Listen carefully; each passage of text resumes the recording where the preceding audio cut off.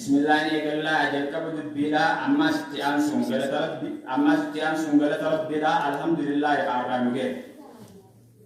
syekh al-jagariya bersisa ini wallahi sinjal onne rahakani ugan bersih taingkap tu fakesa akela panne ko sabab pare dan hayo nu jarisa hamilen ko da jabata imam ko be khay silenta bo kisa mulada dunya borofte qur'ana hadisa adilin tasgabbesa jedelan deina jedelin borod butu sikaysa olti wangani jette kayo wabeti atin morofte ego oftate kanina matatu ege na matate mumti jabe fadu wangani jettu ma jalde tawon mujadda ya babi tanafsi jalanna shekati yakali ya duchata nama ana ko famiti wallahi sijarata mudil man nama yujra de mala munafiqin yaman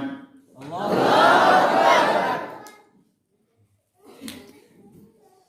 ya shekatu samakko ya karam sa samu yomi wade ke tilam sakay sanu kana tinunjattu jabata imam ko ni seni galma hamile derada tawda taysani aka dunya tu ambassador islama aka dr zakir innille namma isinumman junnan ni jaltani huma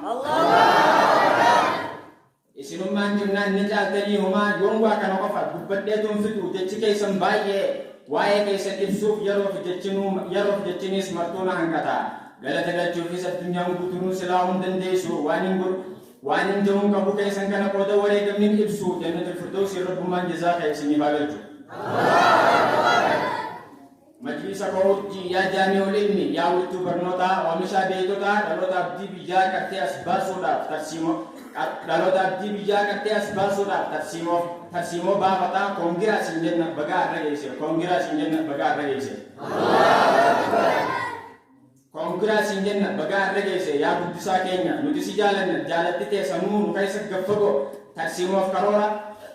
karora mufbasa jirata hoggu waggan jabata muftima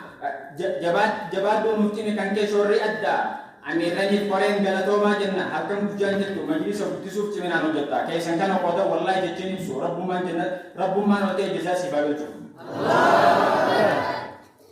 amirani koren galatoma janna hakam bujan jettu majlis budisuf cimena no jatta kay sankana qoda wallahi jetini su rabbuman ote jazasi bagalchu